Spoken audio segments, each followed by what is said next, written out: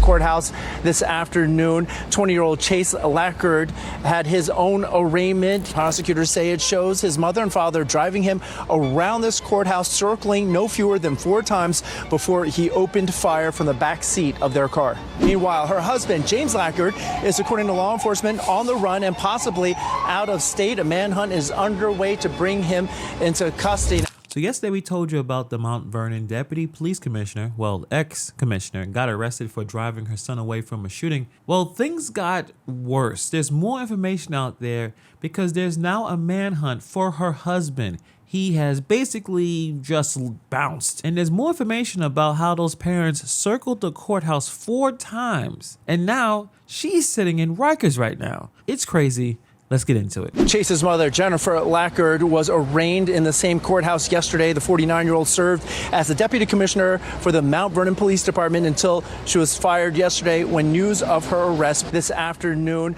20-year-old Chase Lackard had his own arraignment. He walked into the courtroom flanked by officers, not saying anything other than to mouth the words "not guilty" when asked to enter a plea.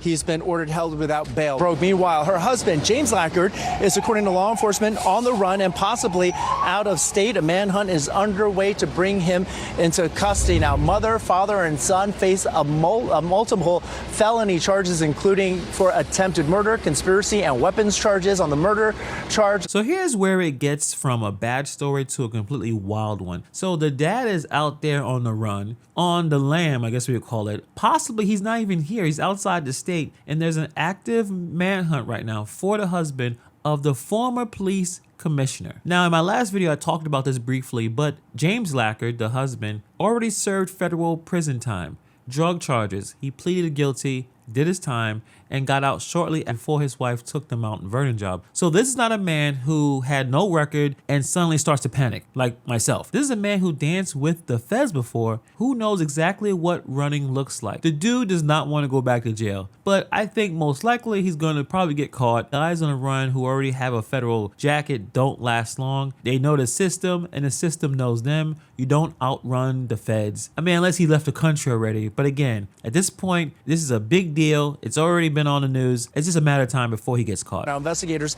say his parents drove him to the scene, help him orchestrate this brazen daytime hit on a rival gang. He did not hit anyone, but surveillance video, they say, captured the entire shooting. Prosecutors say it shows his mother and father driving him around this courthouse, circling no fewer than 4 times before he opened fire from the back seat of their car. Both shots are fired in the direction of a group of individuals. This appears to be gang related, as one of the individuals that was in that group is a member of a rival set.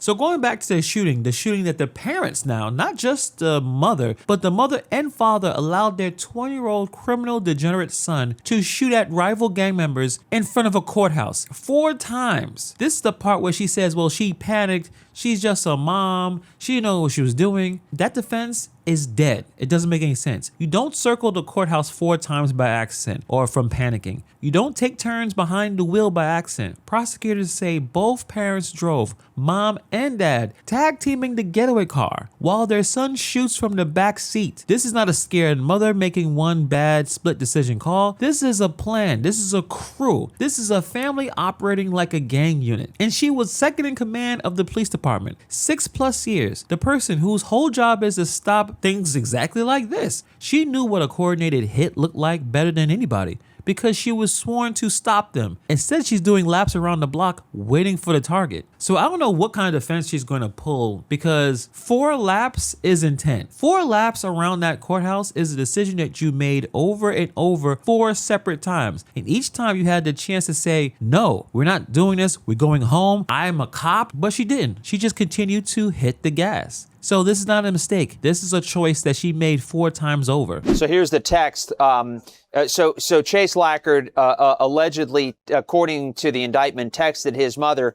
"Be directly in front when I leave." She responds, "When?" He writes back, "You can't just sit directly outside. It has to be timed right." So essentially here you have the son saying, I'm about to do a shooting. You can't, Mom, you can't just sit out there. It's going to be too obvious. Right. And so Chase Lackard, I want to show you this video too. So Chase Lackard is a known gang member. He is a member of the Slutty Gang. No, I'm not making that up. That's what it's called. And apparently back in November of 2024, Right.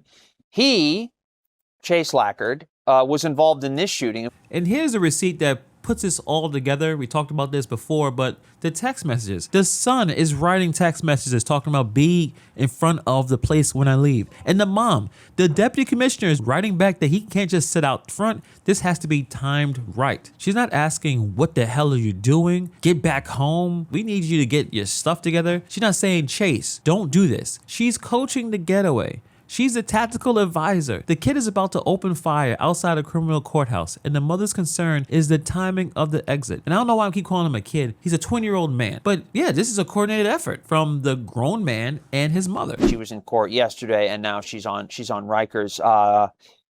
They're not clear. She clearly hasn't come up with the bail money yet. $75,000 is Right. the bail. So he theoretically could have a bail set today too. But it doesn't necessarily mean that he'll get out because you have to make bail before you get out. Right, you got to come up with the cash. Usually it's your parents who help you come up with the cash. But in this case, it's a lot more complicated. she also has some legal troubles of her own. She has been fired, Mount Vernon, and in a statement, the city said that she's not accused of any wrongdoing in the furtherance of her job. Yeah. So this happened outside of her job, but nonetheless, the city has cut ties with her. She's no longer employed by the city of Mount Vernon, and this story is one of the crazier ones that I've come across in recent memory here. This moment, and probably many moments before this, the badge meant nothing to her. Everything that she was supposedly hired to do, reform, wellness, keeping the community safe, collapses into one text about how to get away clean. This whole situation reads like someone who was in this crime culture the whole time, and just who happened to have a badge. This is basically straight out of the movies that we all watch. This is straight out of like The Departed. The cop who's the bad guy the entire movie. How many tips she buried? How many people got a heads up? We don't know. But when the getaway coaching is this smooth, you have to ask some questions. And here's the part that should make anyone just really, really annoyed. The city's response was, well, this was unrelated to her duties. Nothing to see here. Thank you very much. Are you kidding me? Let's talk about how she got there. Appointed deputy commissioner in 2020. No prior law enforcement experience. None. Handed a brand new 6-figure position. And her husband, the co-founder of the reentry agency, had just got off a federal drug conviction. That's on the record. That's not a secret. You can just do a simple Google search. So my sharpest question isn't even about her today. It's about the people who hired her. Who vetted this? Who looked at a family with a federal drug conviction attached and her son probably going in and out of jail and said, you know what? Let's make her second in command of the police department. That's the failure. That's a system that puts someone with this type of connections one step away from being the top of the police force. Unrelated to her duties? No. This is exactly about your duties, Mount Vernon. Your duty was to vet this person. Your duty was to know who's carrying the badge. Clearly they didn't do that. Now there's a manhunt for the ex-commissioner's husband. So now we have the former police commissioner. She's still in Rikers. I guess she may be having some financial issues. She didn't bail out. So you have a son held without bail. Her son is looking at 25 plus years. He's a known gang member who has been shot by police before. And now you have a father, because that man doesn't want to go back to jail. This is one family, one household in this area. And one person who's supposed to be the wall between the household and the badge, she was allegedly driving the getaway car. So we'll see what happens in the next couple of days. Maybe they'll find this dude. Maybe he'll turn himself in. If he already left the state, then the feds are on him. That's even a bigger problem. But we'll see what's going on with the rest of this case. Let me know what you guys' thoughts are in the comments below. Thank you for taking time to watch this video, and I'll see you guys in the next video.